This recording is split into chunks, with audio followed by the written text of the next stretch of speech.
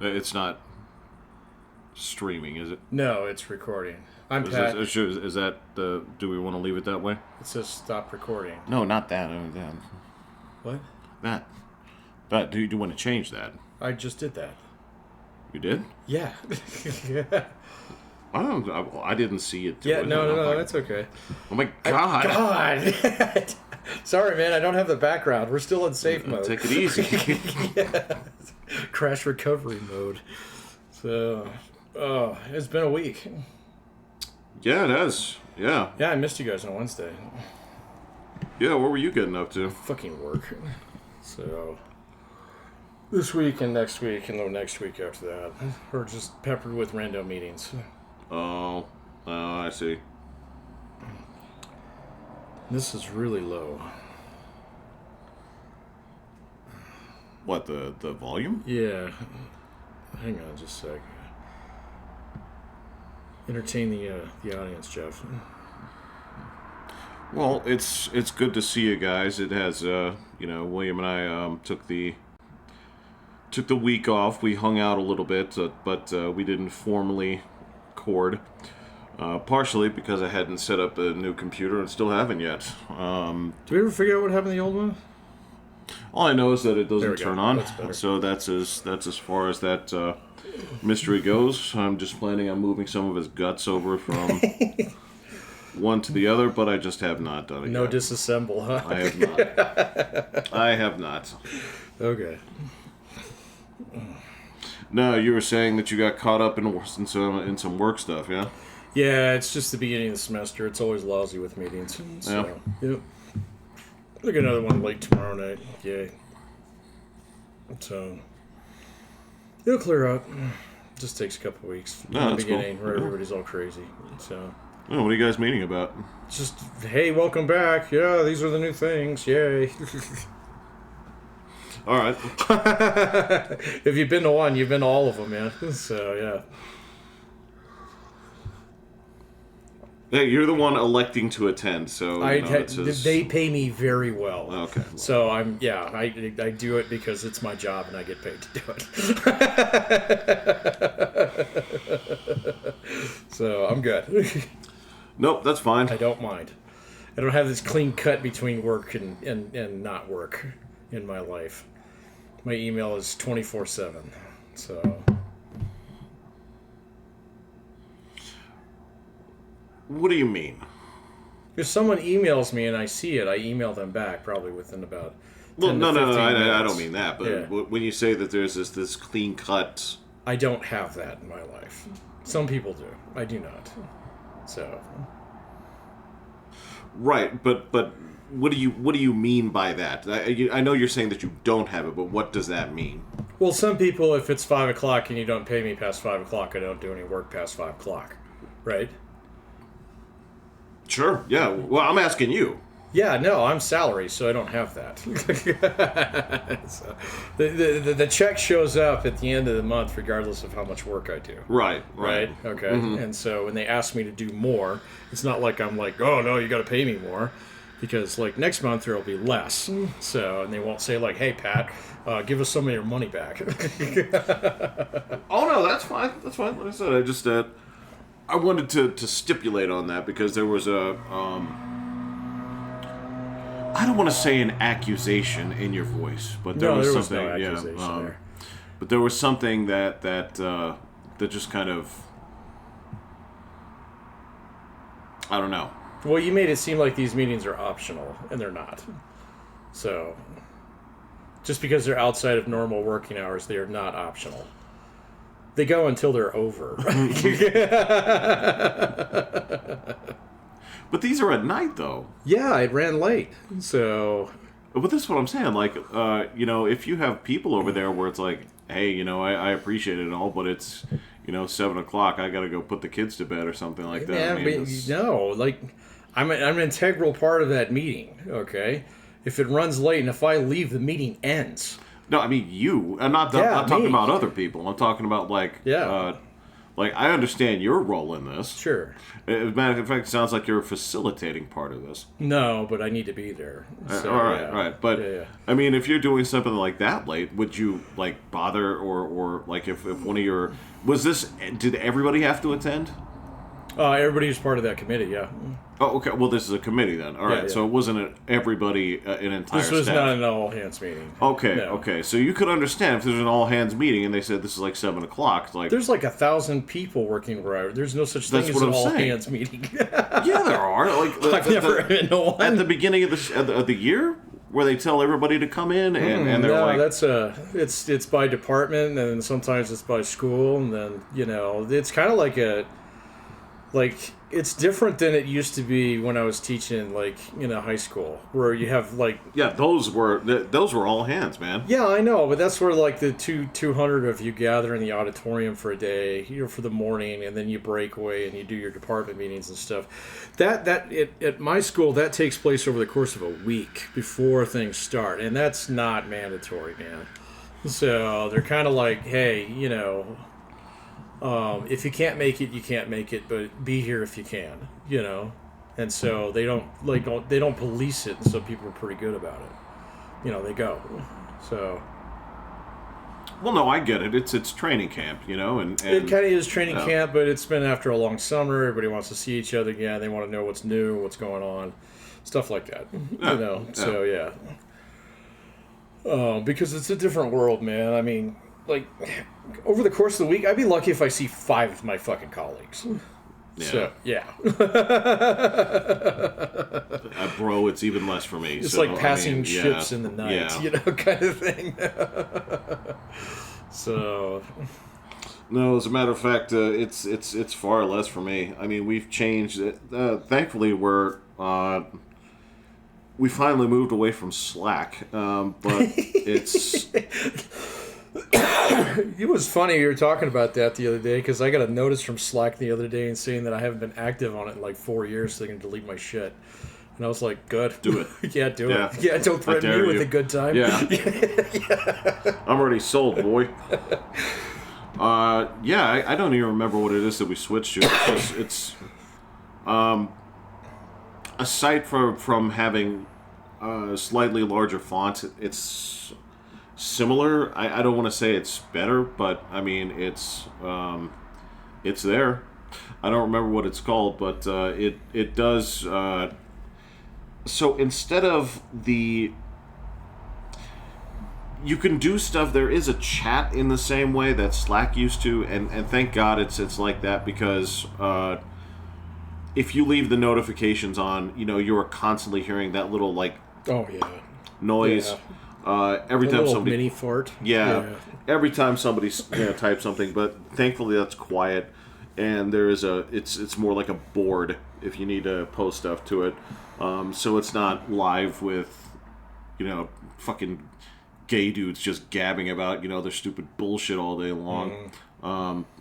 And I'm not using that pejoratively. They're gay. They're actually gay. Yeah. Yes.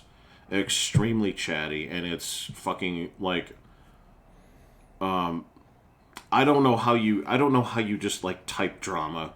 Well, they treat it like they would Instagram. So, yeah. It's just all day Dude, with my this students shit. did the same fucking thing when we had a channel like that. So, it's like, no, man. I know we're not in class because of the COVID and stuff, but, call her. Well, yeah, I get it. For you guys, it's just, especially for students, just set up your group text, man. That's fine. That's how you all need to roll here. But this just I would take the constant whiners over the anyway, that's the chattering class. I don't. Yeah, every workplace has got a group of those. So, yeah, at least every workplace that I've ever worked at had one. Some were worse than others. Yeah, and I get it, and I understand that there are some jobs where schools are pretty bad. Schools are pretty bad, but I also know that any place that kind of skews young is going to have a little bit of I don't know, man. Like, I've worked some older workforces. They're just as bad. So, they just talk about different things. So, it's completely different. Like what? What do they talk about that's different? Because the thing that I'm going to say is problematic is, like, you can talk about different shit, but, like, when it skews younger, it's about people in the place. And that's where it becomes kind of like high schooly. That's where it becomes like gossipy. Because that's the stuff where, like, management has to intervene sometimes. They're like, hey, guys, knock it off. Like, this, you guys got to take this private. This is off, that kind of stuff. If the old people, I mean, they want to gossip about shit. Most of the time it's about the company or some stupid shit. Yeah, exactly. They talk about the company. They talk about a lot of, like, so some of the worst places that I worked, they were unionized. So, and then, those guys, they're locked into that job until they die. So, kind of thing. And so they find ways to create drama that doesn't need to be created. Yeah. So, or ways to fuck with management or, the new guy or the old guy that they don't like that's like them. So, and it just, I've seen it on both ends, man. People just get bored at work, so, it's one of those things. If you guys got time to chatter, you got time to sweep. Get to sweep. Say it right. Say the phrase correctly. What? If you've got time to lean. You got time to clean. That's right. There you go. Yeah. That's... Yeah, exactly. So... But you ever have one of those moments? You ever have to come into the guys and just say, like, what am I paying you for? Oh yeah, many times. Many times. Jeff, that was my job on the railroad. I had to go around and yell at people to do shit. So you got lights. What's wrong with that color green? Can you not see that? If so, that's a violation. You can't be colorblind and work here, Paul. So yeah. Looks green to me. I'm glad you know what that means. I don't. Yeah. All I know is something's green and it's... The signal that green, get out of the yard, means you can go, rather than sit here and fuck around for 40 minutes? Yeah.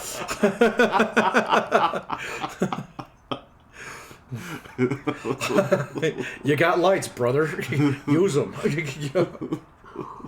Oh, is he just like milking time? Oh, fuck yeah. Oh, okay. So, yeah. All right. So, it took me a while to learn all those rules, but there's tons of little rules like that. So, I was like, well, we've been on the locomotive and hadn't moved for an hour. We need a case of water.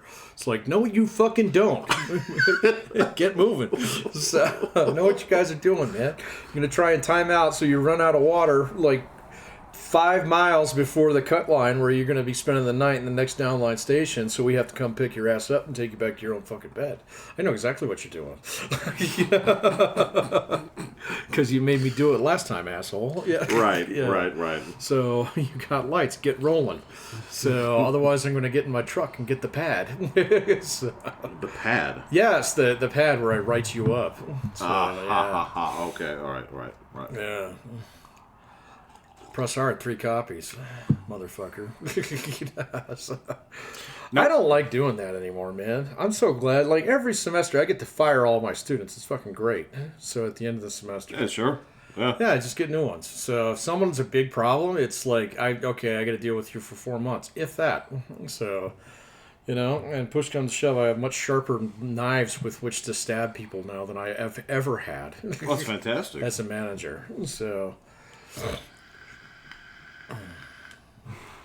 Tell me about these knives. Oh, I've never had to use them. I don't even know what they really do anymore. So, I've only ever had to kick one student out of my class permanently.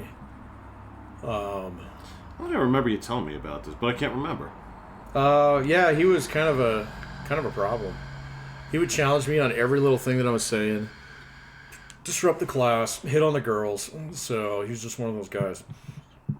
And it came down at one time. It's like, hey, look, this class is over. I'm leaving now. Question is, do I come back on Tuesday or do you? So, and they backed me up on that. And they said, well, you can come back to the class, Pat. So he has to take the rest of it independent study now. And I was like, oh, that sucks.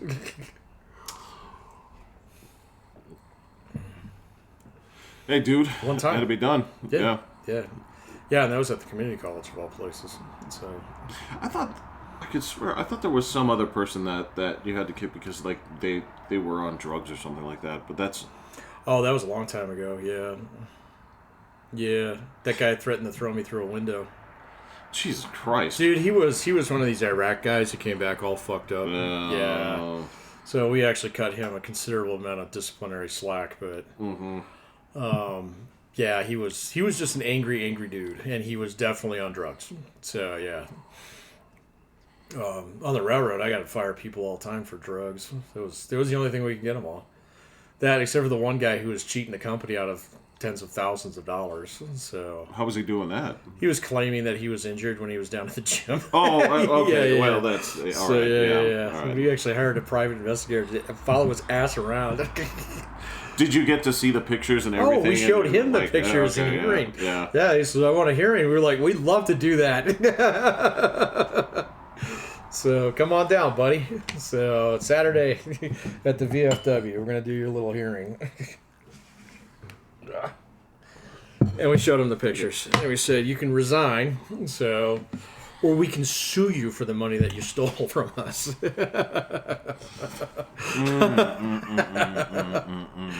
So. And he resigned? He resigned. Yes, All right. He resigned. That is awfully generous. It was very generous, but it was actually a good deal because it would have cost a lot of money to fight that guy in court. So we would have got him. I'm going to say it's something. Well, yeah. I mean, We would have got him, but it would have taken a year, and that would be a whole year where you'd have to pay him, because he'd be on. Well, they might have put him on unpaid leave, but knowing the union, he probably could have gotten at least a half a check. So. Right. And stuff like that. But then when it came down to it, we would have got him, but then we would have no way to claw the money back. So, because he'd probably be bankrupt. So, yeah. So it's just easier. Yeah, I suppose if you pushed on that, it would be for spite. Yeah, they don't do spite. So Yeah. they take the green visor out, and they look at this and they say expensive or not. So more or less. With one governing, principle amongst all things. Less, good. More, bad. I suppose in that theory, like, I know sometimes that places will go the more expensive route because they have to, quote, unquote, set an example. I've seen that, yeah. Usually that's not like a whole company, though. Yeah. So usually that's like a guy. Like you have a regional manager or somebody who's just got to burr up his ass about something, Well, I know. Sometimes you got to torch somebody, right? Sometimes, but some of it's depending on like how many people are going to see the torching. It depends on how much of it that you really want to pursue. If it's like for a small place where there's like 10 people, you're not going to spend money on that. If only 10 people are going to see the torching. So if it's a humongous like Microsoft like organization, and this one guy was like doing something that's stealing data or something like that, yeah, you torch him in public because 10,000 people are going to see it. Well, yeah, usually it's because there's multiple people doing said thing, and you want to like burn somebody and say like this is we know what you're doing. We don't want to have to talk to you, so if I publicly execute this one man, then hopefully this will all firing curtail. should be public executions. So I'm very firm about that. You never fire somebody in private unless you have to. So, I mean, I can think of like maybe a couple examples where it might be appropriate. The only time that I've ever had to do it when it was absolutely appropriate was when somebody who was working for me was found to be engaging in relations with the customers. And this was a school, so this was definitely a kind of hush-hush thing. But even that one, the next time we had a faculty meeting, I was like, all right, everybody needs to read this policy together silently right now. Right. Okay? So I can't tell you anything about the incident that happened last week, but I need you all to sign off on this today. So it was kind of like, oh, that's what happened. It was like, yeah, but I can't say that. We know you can't say that. I was like, all right. So, But the rest of them, no, man, there's only a few things. if you're laying somebody off, you should do that in public too. So just because it's like, hey, this isn't your fault, man. You're just bottom guy, kind of stuff. That's okay. So well, like some examples, there was somebody I worked with that they almost had to let go because of she stank. I mean, there's just no two ways around it, and like that's one of those things. I work with people like that. Yeah, that's one of those things that I can see that like completely being just like she's just gone. She went her own way, that kind of thing, because that's something that. I don't know if everybody needs to know that. I don't know if everybody needs to know that's why you got fired. Because most people, like, if something like that comes up, you just talk to them and they'll sort it out. We're alone. I don't know if you have to. Can you fire somebody for stinking on the job? Yes. Well, yeah, if there's a specific policy against, about grooming standards and stuff. Then, yeah, you should do that one in public, too, man. I mean, I know you don't want to embarrass somebody, but still at the same point in time, if a policy is a policy, it's your job to enforce it as the manager. And if you're going to kill somebody off for it, you should have the balls to do it in public. So, I don't know. Otherwise, don't be the manager. I don't know if that's a question of balls in that particular case. I think a lot of them are. I think, I would say, a good 98% are, because I can only think of just a few examples that it's like this one maybe we handle in private, because it's like that person the only other thing is that person may also still know people here, that kind of thing, and that sort of thing. It's like this it's not your fault. I mean, it is. Well, it is. It's not. Yeah, if you don't take a shower every single day, then yeah, that's. Well, it wasn't a shower kind of thing. It was like, this was a bigger girl. Yeah, so that's okay. I mean, they're not huge, but I believe that it was feminine related. I'll just leave it at that. Yeah. I don't know the whole thing, but yeah, I pointed it out and I was like, God. Well, that's something that either you discipline or you don't discipline. It's a weird one, man. No, I mean, I've run into similar situations, not necessarily that specific ones, but with guys who stank, so specifically because they wouldn't wash their ass, so, kind of thing. Guys, I feel like that'd be so much of an easier talk, too. It is a way easier talk, and that's why, unless you're a woman, then, yeah, you can totally do that. So, well, that's what ended up happening. That's probably a tactful way to handle it. They had one of the girl managers just kind of, had a talk with her. I don't know how that resolved itself, because I was not by that person anymore, but, I was just like, Jesus, man. Yeah, that's a rough one. I could look. I'm not gonna fight you. When it comes to if you're gonna do that one in public, that's okay too. This is I like I said, I agree with you with most of it. There's just a few things that I could see. It's okay. This one time we'll let that pass. Yeah. Because I'm with you in principle on just about everything else. Yeah, I don't know, man. I've had too many chicken shit managers over the years. So, but hey, let's talk behind closed doors. It's like, no, let's not. So, if you got something to say to me, say it to my face in front of everybody. So, Yeah, I don't know. I don't like that sneaky, knifey, spoony bullshit that a lot of people play at work. I don't put up with it anymore. So, I don't know. I just don't have patience for it. Yeah, that's the thing. I'm certainly not going to stop you and say, and I do, because ultimately I'm not going to turn around and say why don't you employ patience? It's I think most of the. I recommend patience, master. I recommend lightsabers. Hey, you know what? And sometimes it's okay. Sometimes shit does sort itself out. If you can look at something and say hey, this person's learning. I don't need to interject right now. Yeah.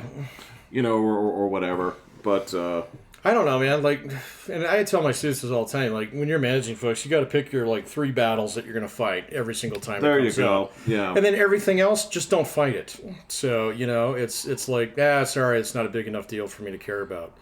And be honest about that. And so and eventually people will learn the rules, and they'll know that showing up late is a big fucking deal. Whereas like, all right, if you didn't polish your shoes today, that's not a big deal. So, because it's not one of your 3 hills that you're going to die on. So, pick your battles. Yeah, it's so weird for me to say something like that. Like, as a manager, I'd want to clamp down on that, but I don't. Well, you can expand it. It's just say grooming standards are one of no, the 3 no, hills. no, not that. No, Yeah. I meant punctuality. That's my big one. So I mean, it's a big one, but the funny thing is I don't fully believe in it myself. I don't either, but like as a manager, it solves about 90% of your problems because 90% of your problem cases are the people who are late. Yeah. So, there does tend to be a correlation. There's a heavy correlation between those 2 things. If you spend 10 minutes managing something, you're going to figure that out. That, Jake is always late, and Jake always smells like weed, and on Jake's shift is when money goes missing out of the till. And so if I can fire Jake for being late, a lot of these other problems go away. I'm specifically thinking of a guy named Jake. This isn't a hypothetical Jake. This isn't a hypothetical Jake. This is a real Jake, yeah. You didn't even think. You didn't even like, let's call him Ted. No, there was this guy, though. We'll call him Bob. Yeah. No, you're right. I mean, that is... and I'll say this, too. Anytime that I was having trouble with a job where chronic lateness was starting to become a problem for me, I was a problem at the job. Oh, yeah. No, I get surly, and that's when I started wishing the place would burn down. Yeah, absolutely. Yeah, so I'd get surly with customers. And it's like I'm 12 again, praying for snow days and shit. Exactly, It's like, yeah. Jesus. Like, I hate school so much. So, I wish you would just snow like a mile deep.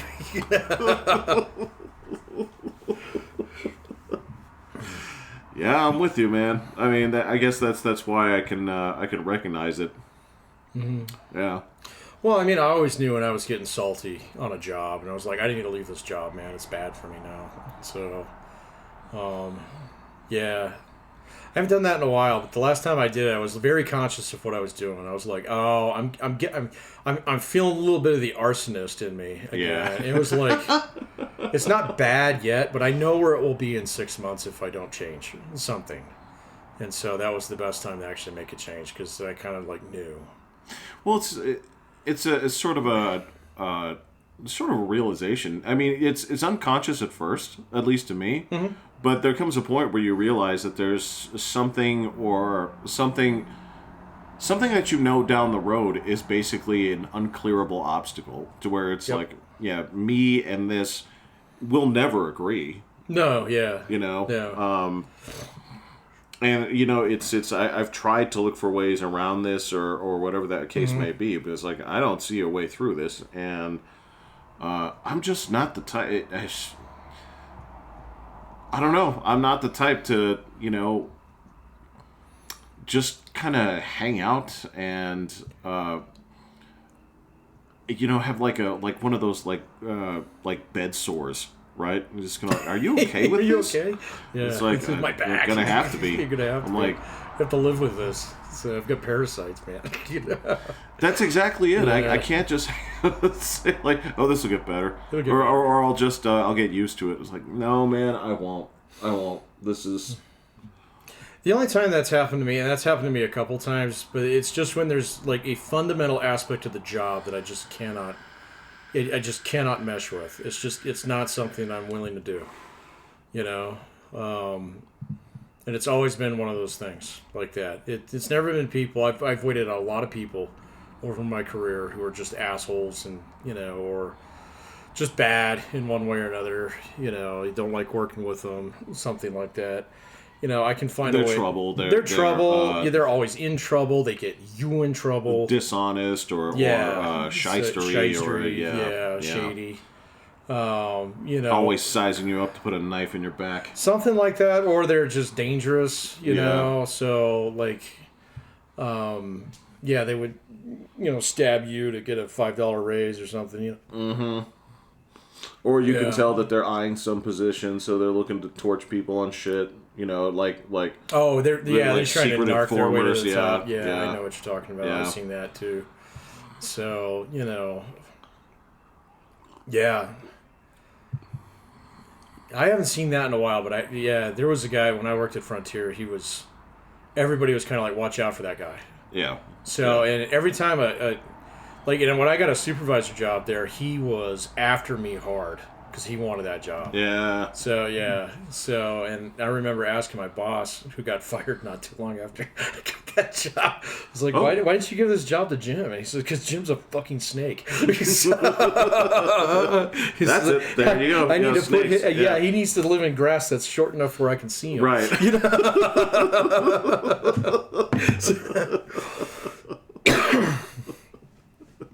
Yeah, sure. Was he like really good at something, which is why he was still around? No, he was competent. He he knew his job.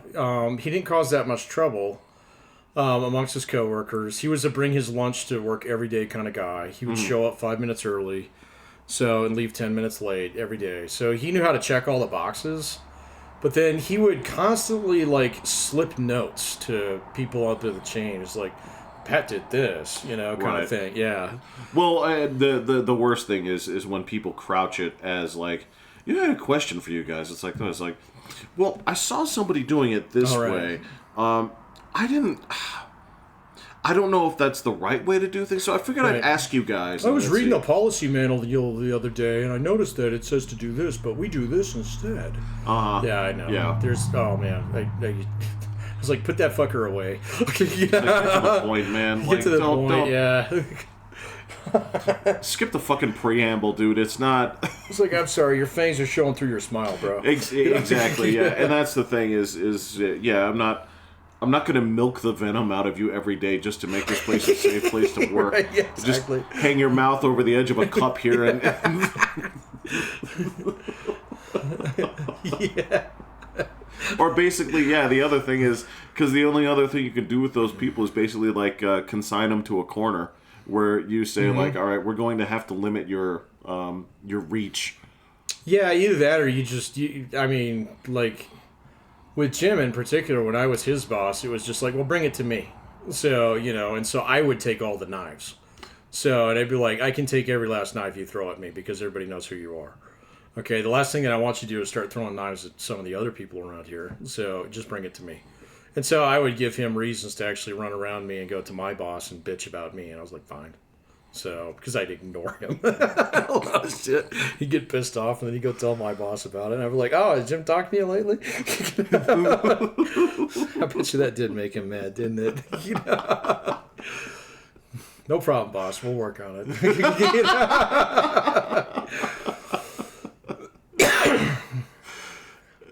Yeah, this is... It sounds like...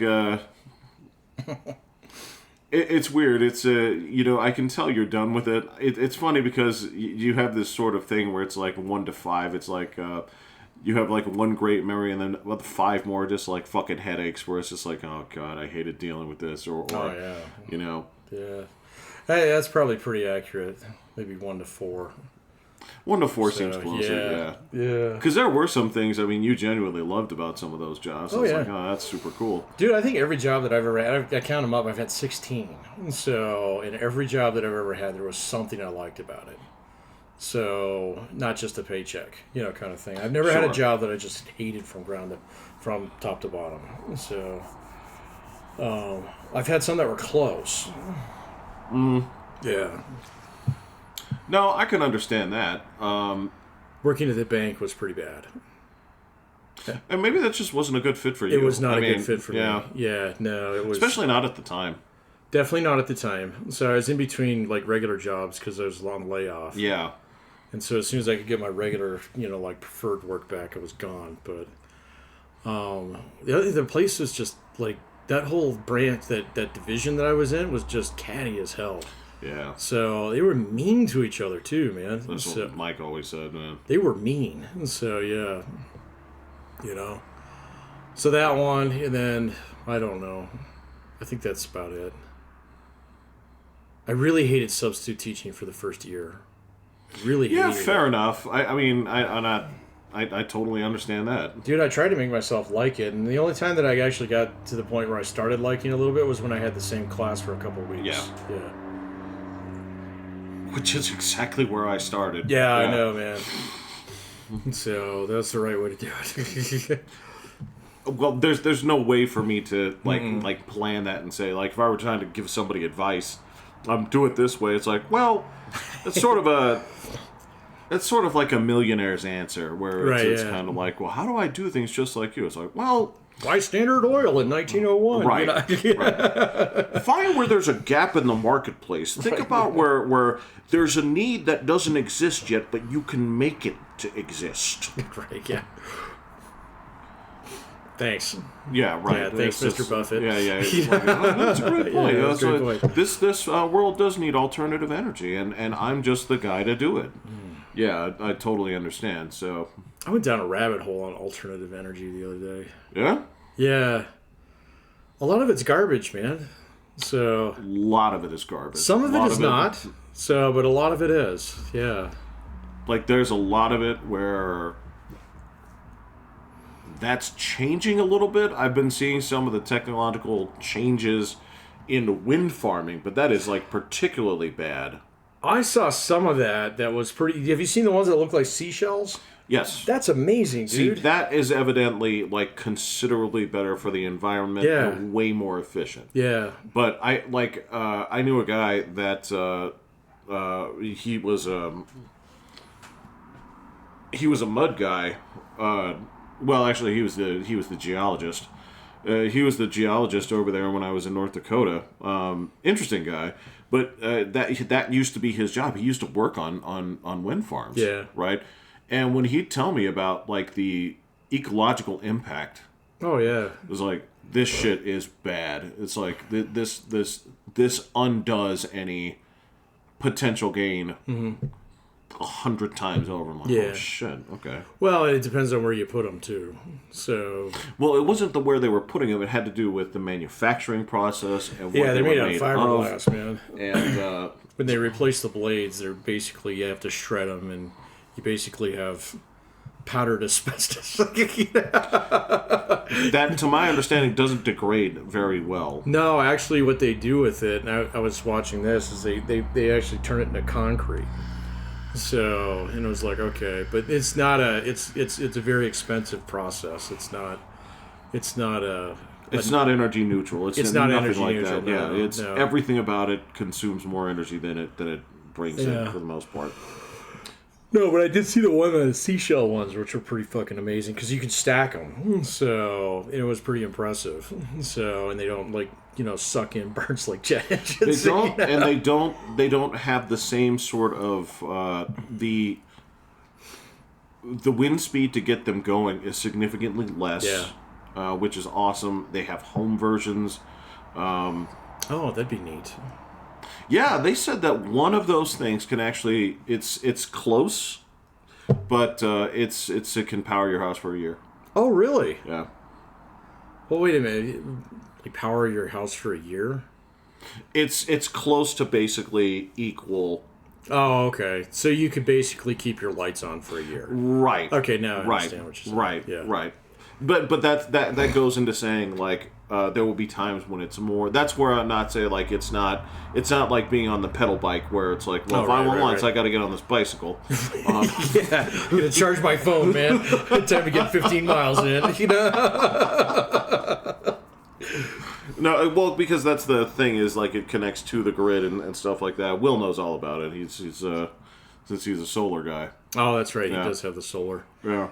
So I still did the cost breakdown on that. It's just not worth it for me. So for some people, it is. It is. My roof just faces a little bit the wrong way. So there you go. Yeah. So they can't put as many panels on my roof because I have a dormer that goes over my garage, and that breaks up the angle facing south in my house. Does it? Yeah, it does. It's too bad. So I did have a measure it a couple of years ago, but did you? Yeah, but it doesn't matter, man. Natural gas is so fucking cheap anyway. So yeah. I mean, we burn it for funsies for actual light. Yeah. Did you? Okay. Here was one that. All right. While you were rabbit holing this, did you come across? I don't. This seems like bullshit, but I have to know where.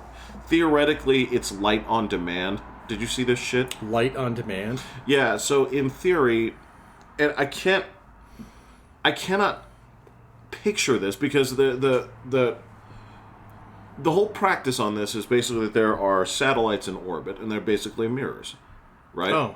And so at night, if you need light, right? You punch in the coordinates that you need it, and this is how much it's going to cost, and basically it just tilts and reflects the sun back to the ground. Yeah, but it wouldn't be like the sun. Well, it is. I mean, it wouldn't be like a beam of daylight in the middle of town, kind of thing. It is, but it's not as bright. Yeah, it'd be like the moon, right? In terms of its brightness. No, it's brighter than that. Yeah, I've never heard of such a thing. I only saw it this week, and it's been making the rounds because the thing. How would it get through your roof? Well, it doesn't get through your roof. Oh, so it's not like light in your house. No. This is like outdoors. Oh, okay. So, examples that they used on this were like you can order this and have it still. You can turn it on solar panels at night, or for example, they said like if you're I see. If you're hiking or something like that. I don't like the idea of being able to just. It's like 10 o'clock now.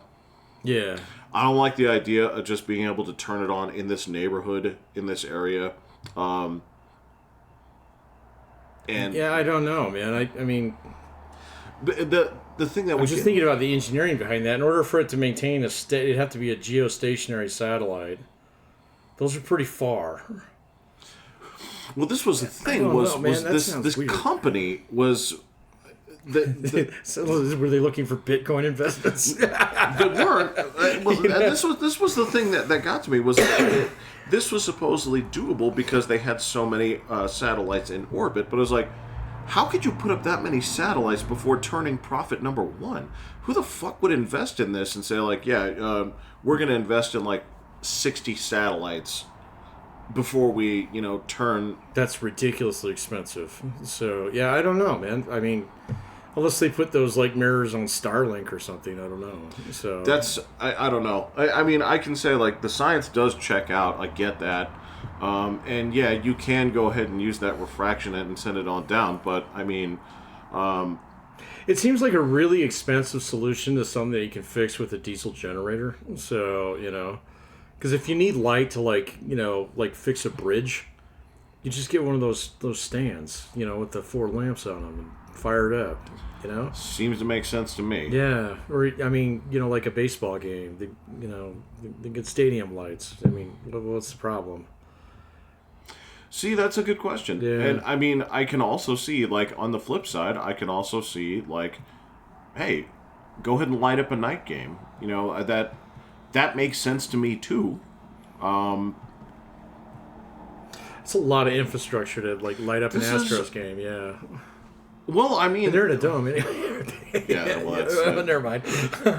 We talk about an actual outdoor, arena, that kind of thing. But I mean, I can see the value behind it. The example they gave was that made perfect sense. Was let's say that you're lost in the woods.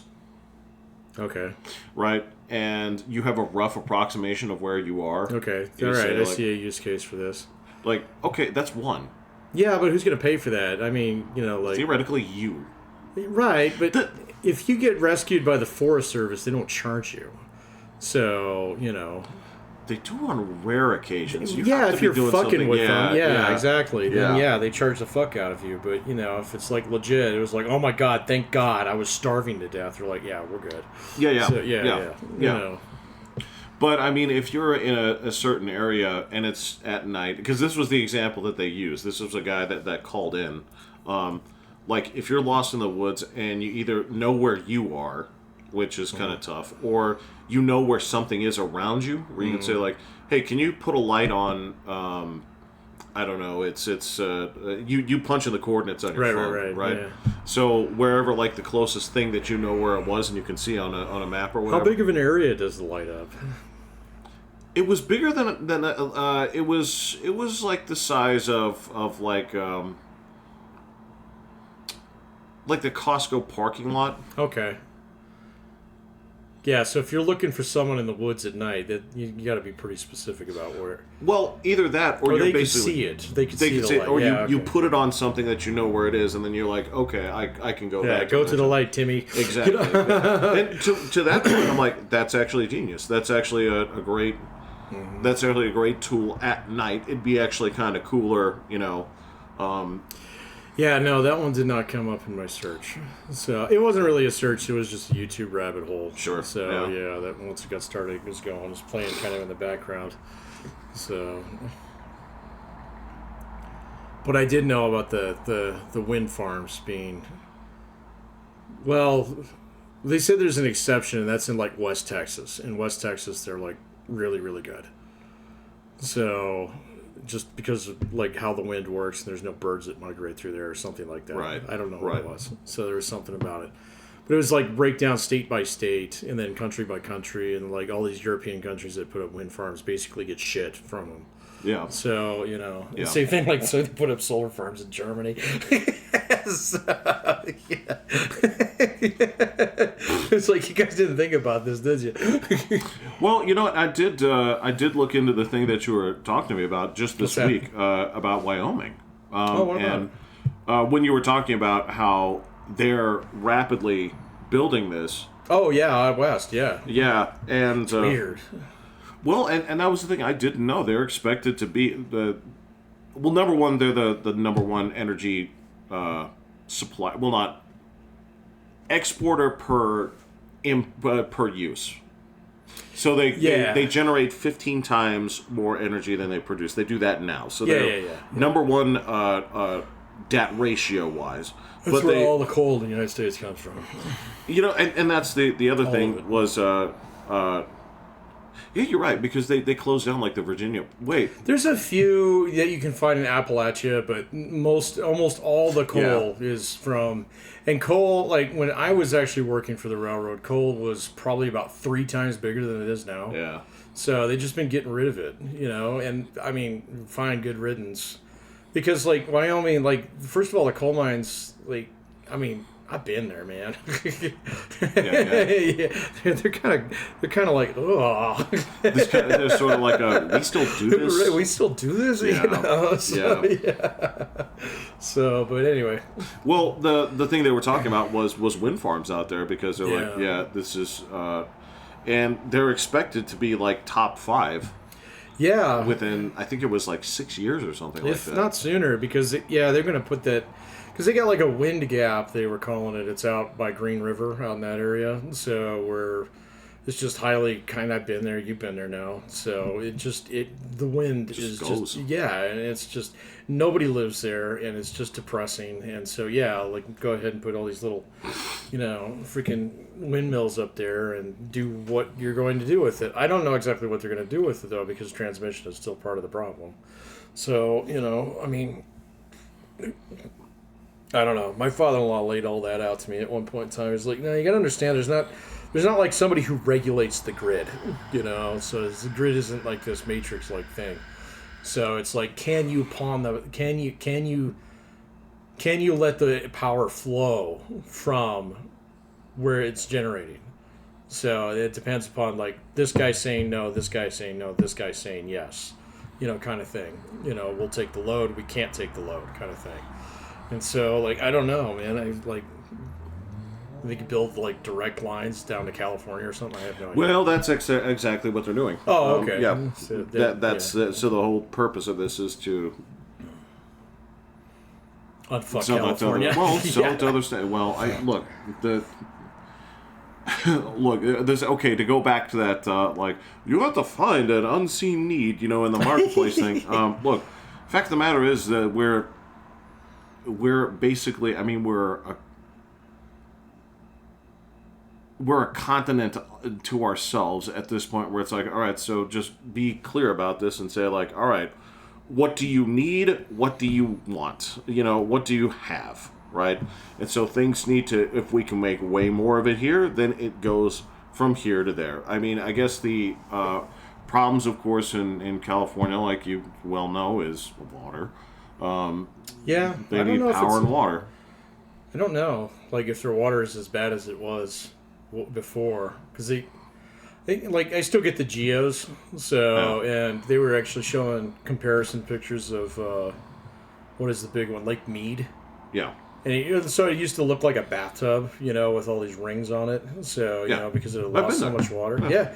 Apparently, like, half of that water came back last year. So, and there were, like, reservoirs that were basically, sunsetted in California. They're fine now. So, I mean, I don't know. Maybe that's just how that works. So, but, yeah, I don't know. I know the guy to ask. Yeah. So, but, yeah, I don't know, man. I mean, like, the power, so, like, the one thing that, like, nobody talks about, and it's still absolutely true, is the fact that all the appliances, all the electronics that you have in your house now use, like, half what our parents' electronics did. Yeah. Where, you turn the oven on and you could hear it buzz. So... No, it practically made that... Yeah, exactly. So your refrigerator, when it started up, sounded like a diesel engine. So it's just like your phone uses nothing compared to like some of the old school appliances. So I remember that my mom had a stand mixer that sounded like it was like designed to remove tires. So, from hubcaps. No shit. It's like, what are you doing, Mom? Straighten out your alignment. Yeah.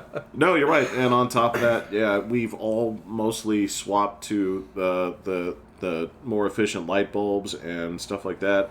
So and willingly so. I got to tell you, man. So like I buy a box of those from Costco every year. It takes. I mean, I still have half of them at the end of the year. So then I just throw those out because it's like, these are too bright. I want to get the lighter ones and just wait for the other ones to burn out, man.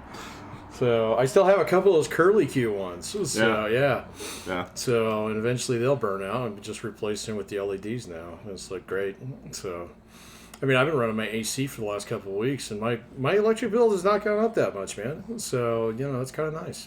So I paid a little bit extra for that unit, but it's fine. So my understanding is we're kind of the lucky ones here. There are places where utilities are kind of off the chain. Yeah, this town, absolutely. Yeah. If you go down to Pueblo, if you go up to Denver, they rape you. Yeah. So, and like when I lived in Denver, it's like Excel Energy or whatever it was up there. Oh my God, man, they would just gouge the shit out of you from time to time. And I mean, we were just living in an apartment, but they would just pass it right on through to us. So it's like no splitting this bill, buddy. So that was one of the ones when they were talking about the living costs and other things like that, where they mentioned like utilities were up, like on average they were like 30%. I was like, really? But I was like, well, not for me. No, although they are going to do a rate increase here next year, but it's not much. So is it reasonable within? I mean, I guess that's the. They're getting rid of the last coal plant, and like the one downtown, they tore it down. So and then the one that's further south, that one's got like 5 years left to live. So they're just going to replace it all with natural gas, man. And so like eventually it will be cheaper, but you got to pay for the infrastructure. So fair enough. It's not that much. I mean, the weird thing, look, I understand that certain things do change over time and you have certain expectations, and I'm not talking about certain things where it's like, all right, well, this is way too much or whatever, right? But I do also understand that with certain industries, is like, yes, it will increase over time. It is something that has to happen. There's this thing where, I don't know. I knew when to get out, but I was at the same time was like, oh well, Netflix is going up $1. Oh well, this is this is unheard of. This can't be done. It was like, well, are they expanding their library? It's like, are they getting more stuff? Well, if they get more stuff, they had to pay for more stuff. Right. And ergo, they have to pass that along to the customer. Sort of like in that same the concept right now of like it's all due to price gouging. It's like you guys are fucking retarded. That's so crazy.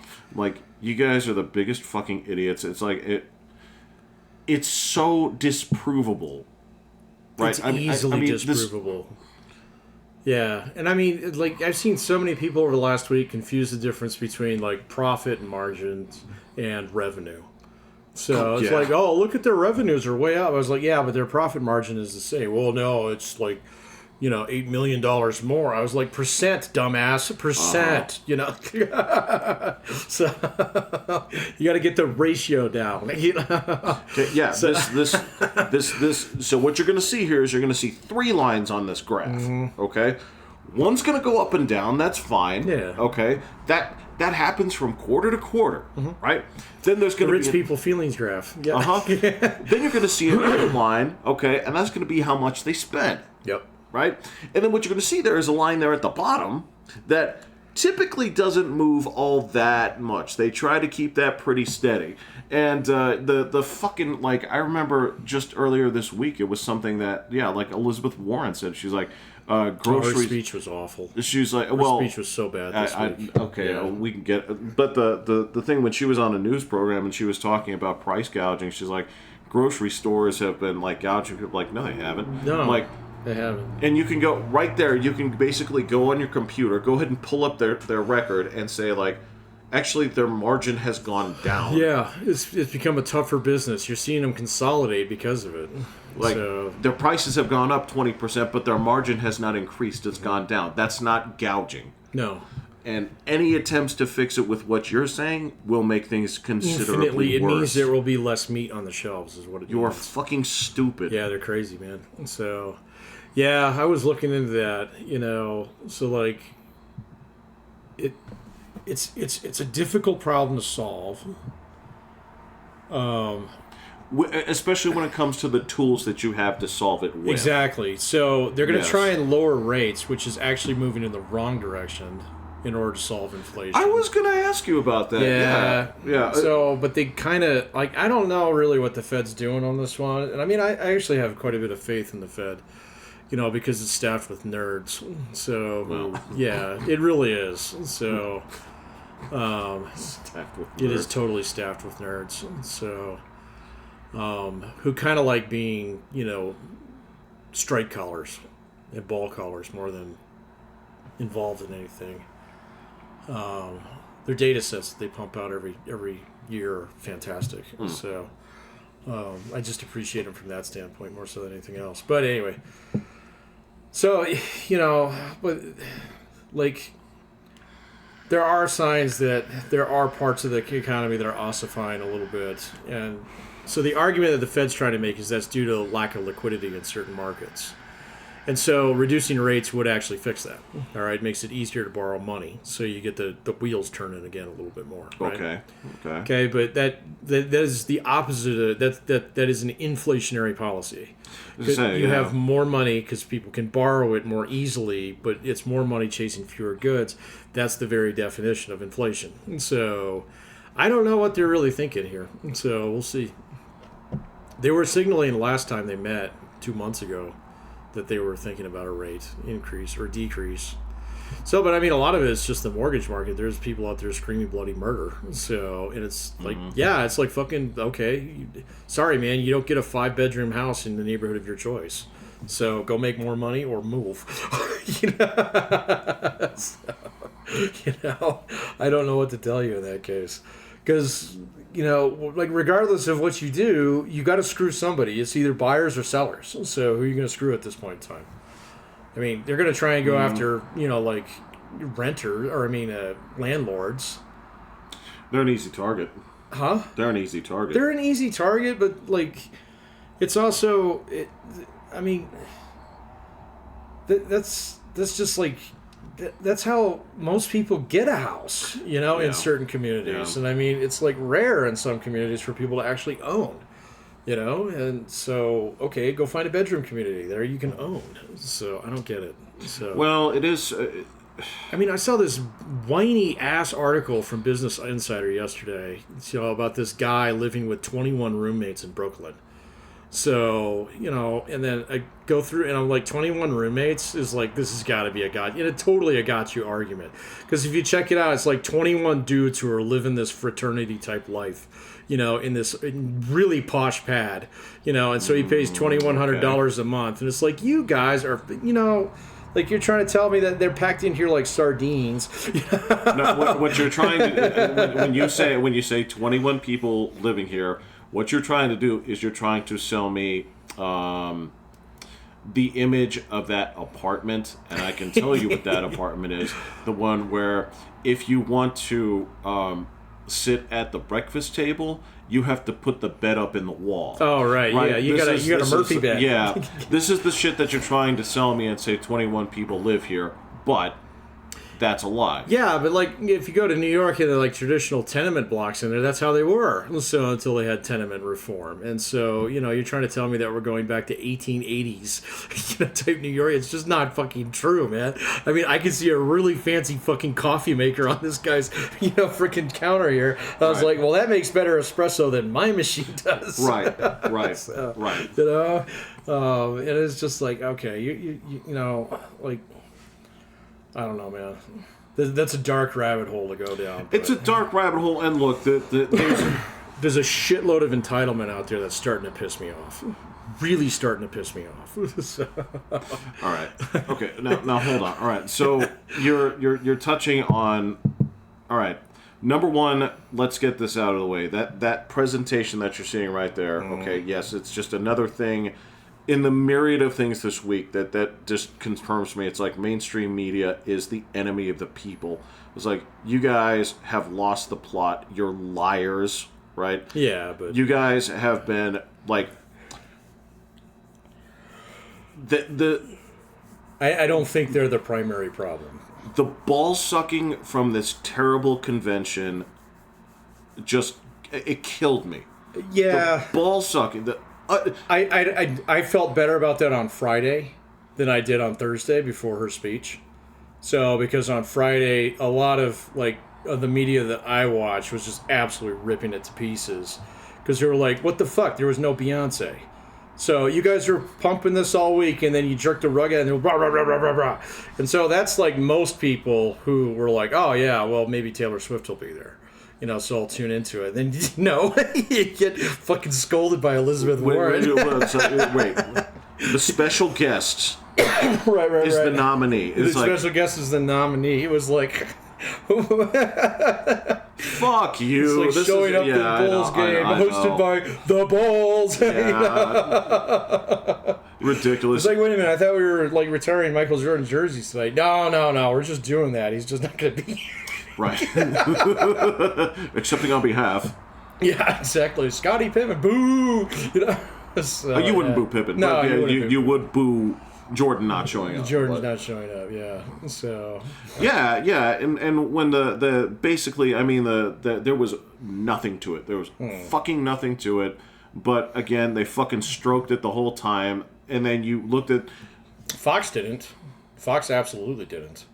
They didn't, but here's the thing: is that they broke it down and they said, like, all right, so since Harris has been nominated, has been announced, right? Basically, since the coup, in the mainstream media, okay. I don't know what it is when you actually kill Caesar in public. There's a name for it. It's not like a murder. It's something else. So I mean the best word that I've heard so far is like defenestration being applied to Joe Biden. I think that works very well. But I know what you're talking about. Well, so they've broken it down and they said like, okay, so here's how it breaks down in the media presentation. 89% of all things about her have been positive. Yeah. Like, based on fucking what? Yeah. And that's what I'm talking about here. This is stuff that kills me. Like, it doesn't bother me anymore, man. I'm used to it. Sorry, man. No, I understand that, but This is, I mean, all right, so... so when you say mainstream media, yes. You're talking not Fox, right? Well, no, they're still mainstream media. Okay, all right. So, but that's like half of the media world out there. No, Fox, no, Newsmax, Daily Beast, those guys. Because you're New getting York Post. You're getting all the guys that come along with the Times, and there's way more Times than there are posts. What, readers? Yeah, writers. Oh, I don't. Remember, it's about media presentation. So I thought it was about whether or not there's actually an impact from that media. No, this is the number of articles from the mainstream, basically. Yeah.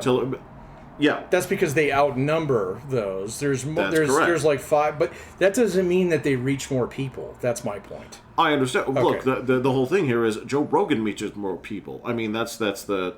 Yeah, and I saw the ratings on the DNC and the RNC this year. Nobody watched it, man. No, they don't. Yeah, nobody watched it. I mean, if... It was this thing, because I saw this, basically clickbaity article about how, third night ratings defeat, Republican third night ratings by 2-1. I was like, wait a minute, what? So that has to mean that very few people watched the Republican one. Because this one, no, and I don't know anybody who watched it except for me and maybe you. So, yeah. And I was asking, so I was like, hey, you going to watch? No, I'm busy. Kind of thing. He's like, why the fuck would I watch that? I was like, okay, all right, just doing a little, reality check. A little reality check, yeah. And I was the only guy who was watching it. So, And then, their ratings actually came out. They suck. They're terrible. Well, again, the whole thing there was you were selling it up like there was going to be another big concert. I know, yeah. And so that's the media that I saw the next day was basically one of two things. Either exactly what you're talking about completely, not even, I mean, cheerleading is not even a strong enough word. It's a circle jerk. It's straight up. Oh, it's worse. It's almost like being employed, I don't even know the right word to describe to it, but it's like voluntary slavery. What would that be? When you basically enslave yourself because you want, a certain outcome to happen. It's almost a religious servitude. It's almost it very much no, and so New York Times is doing that. I do listen to our podcast every now and then. It has been insufferable for 2 weeks, but I do listen to it, and so just to see where they're at and stuff like that. And then the same thing was true with I don't even look at the Times, but the Washington Post, and then of course there's a couple other shows here and there that kind of cross my path that I don't know, man, are getting pretty fucking hard to watch, but I'm going to do it anyway. USA Today has been awful. I don't like fucking USA Today, awful. so I never have, but that's okay. When there's a hurricane, they do a good job. They do. So, but they've always been it's what you put under my door in the hotel, huh? It's that kind of place, eh? The choice was between this and nothing. I stand by my decision. Stand by my decision, yeah. So. Yeah, so, I mean, and again, I'm not going to count places like the Washington Post. They're going to say stupid things because that's what they do. Just the look on this. And then, the funny part for me was then to turn it around and say, I wonder if there's anything that happens the next day that sucks all of the air out of this balloon. What, on Friday? Mm-hmm. What was that? On Friday? Yeah. Well, the acquiescence of Kennedy. Oh. Oh, yeah, that did happen. Yeah. Yeah. Okay. I kind of expected him to do that. So. I mean, he was going to have to drop out eventually anyway. He couldn't get on any of the ballots. Well, he could have stuck it out. He could have, but I don't know. They had that thing where he was going to come and talk to at the RNC, whatever that happened, a month ago. The thing that I was sources close to, supposedly he was shopping around with both camps. Oh. Yeah, the Democrats never let him back in.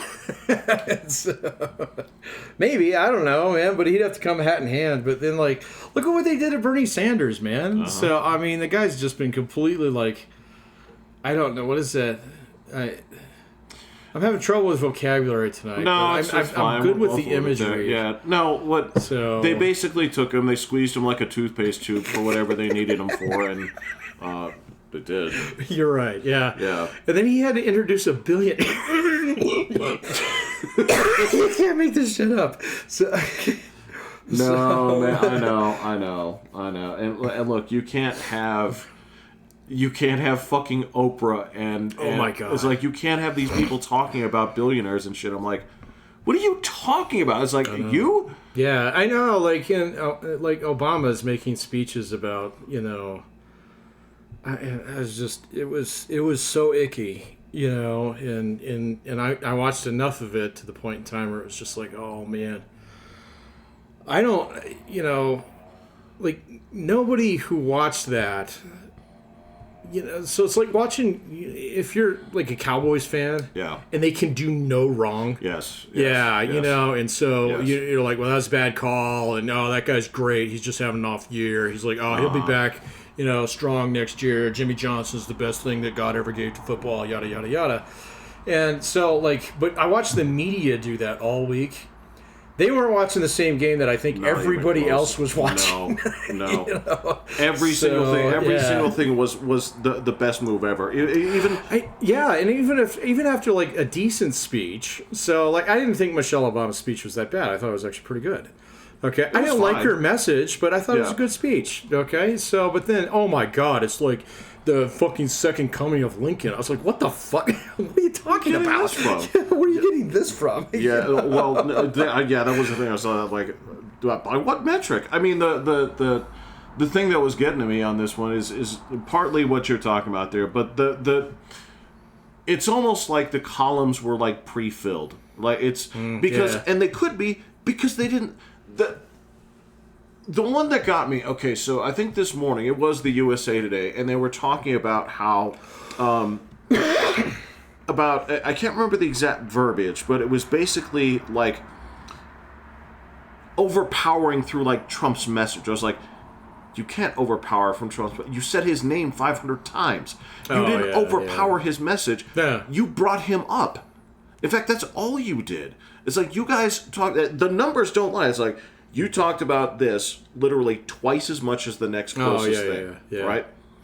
Well, and I mean, they do see that as an existential threat. So, I mean, I would expect them to talk about it. But you're right; it doesn't concede the message. It means you have nothing. Well, I think that's pretty clear by now. Yes. Yeah. So I think that's pretty clear by now.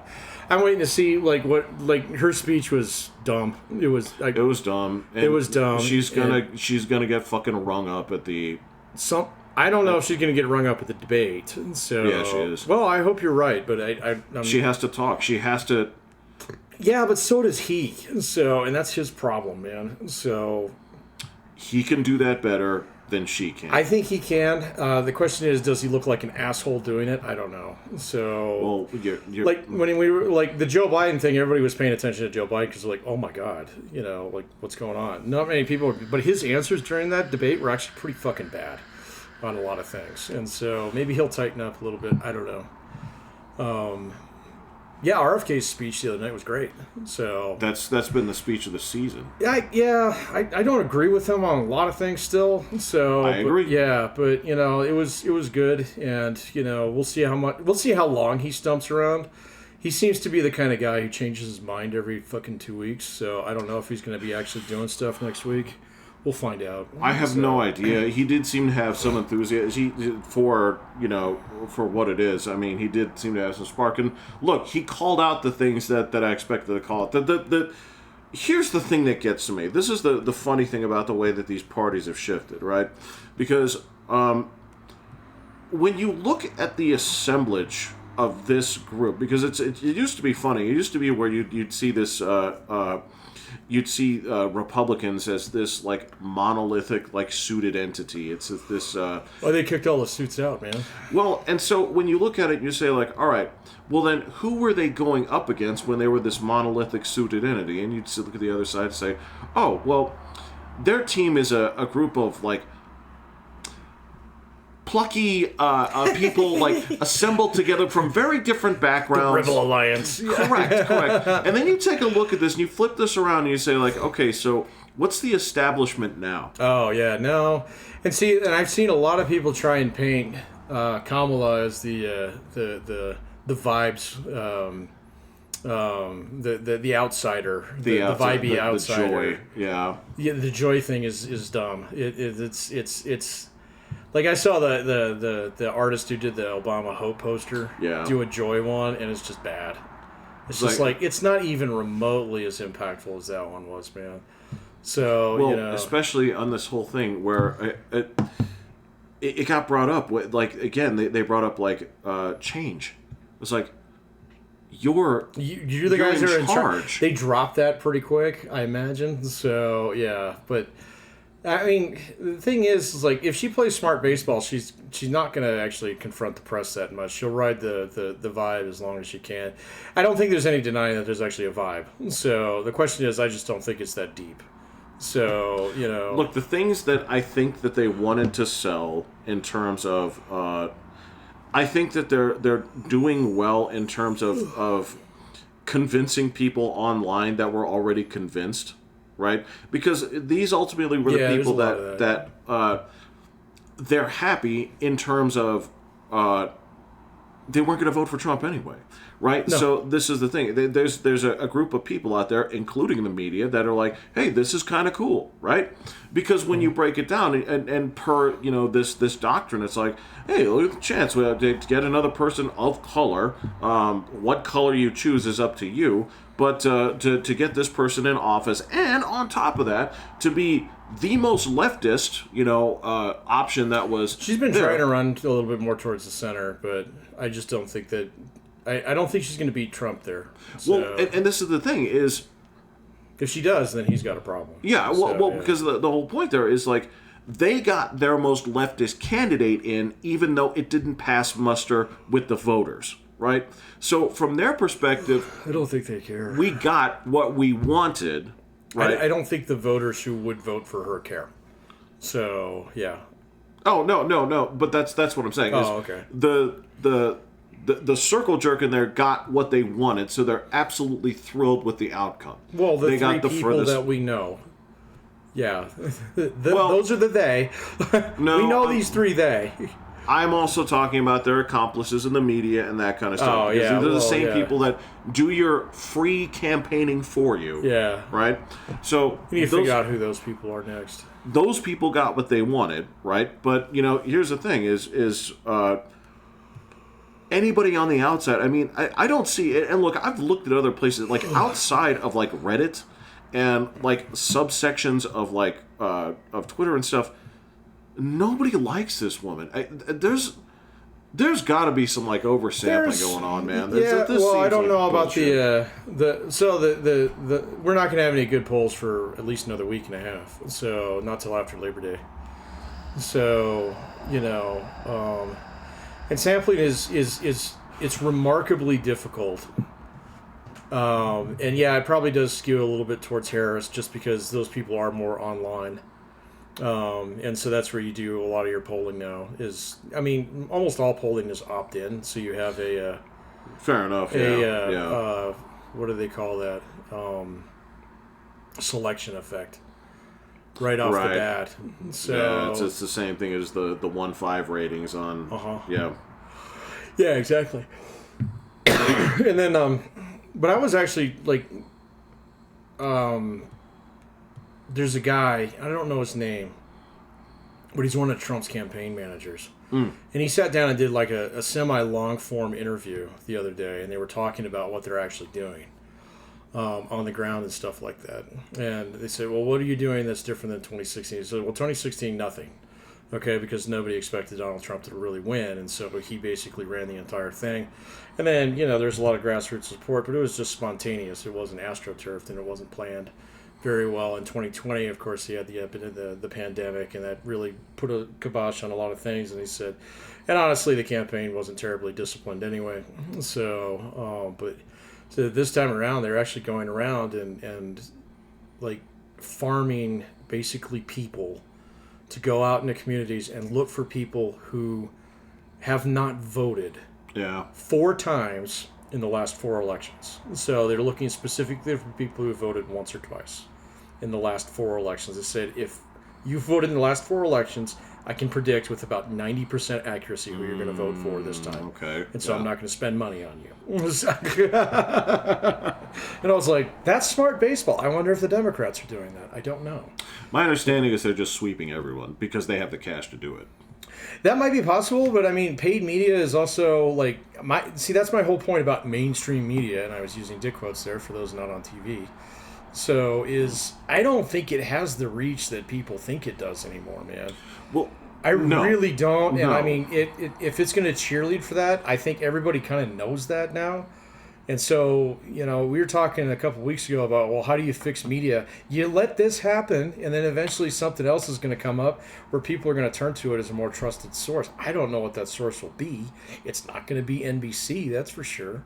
So, they could do it if they wanted to, but they don't want to. No, they don't want to, and the reason for that is because that audience butters their bread. Right. They don't care. Right. So they could care less. And the same thing, New York Times basically fucking markets itself to 5, fucking boroughs in a single city.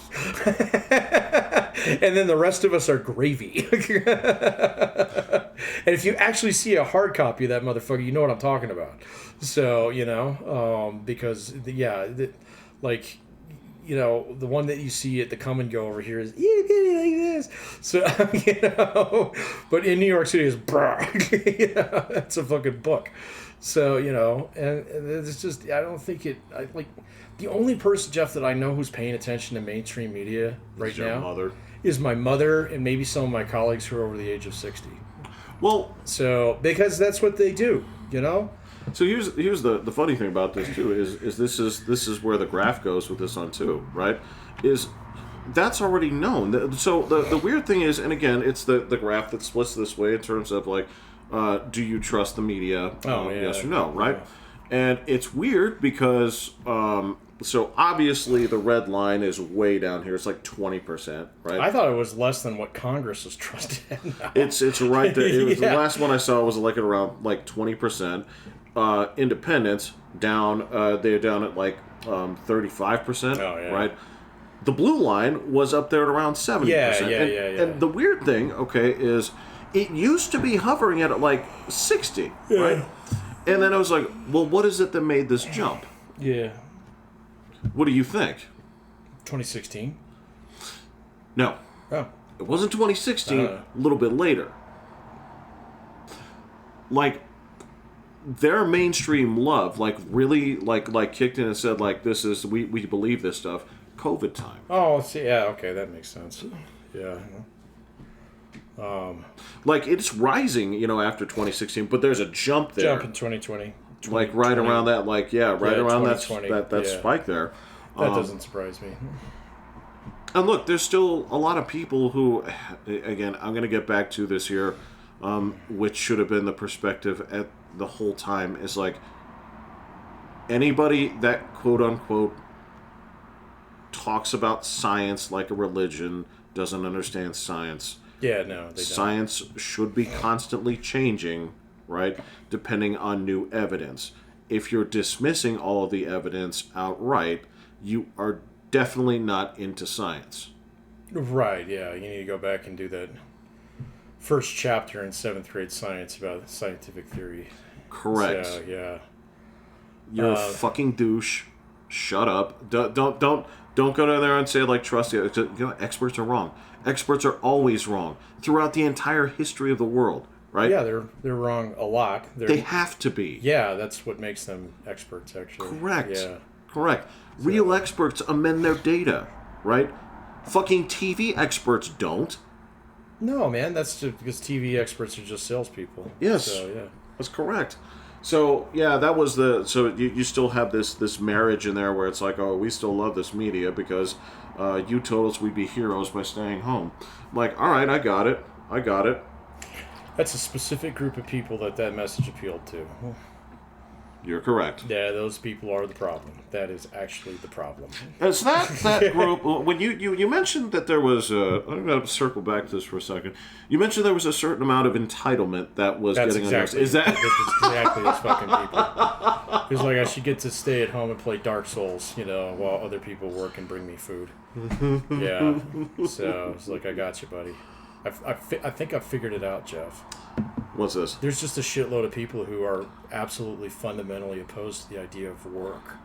Yeah. So, no, there's about 15 subreddits that just need to be renamed to anti-work because it's not just anti-work, but it's anti-work, and it's this completely selfish, orientation towards the entire world.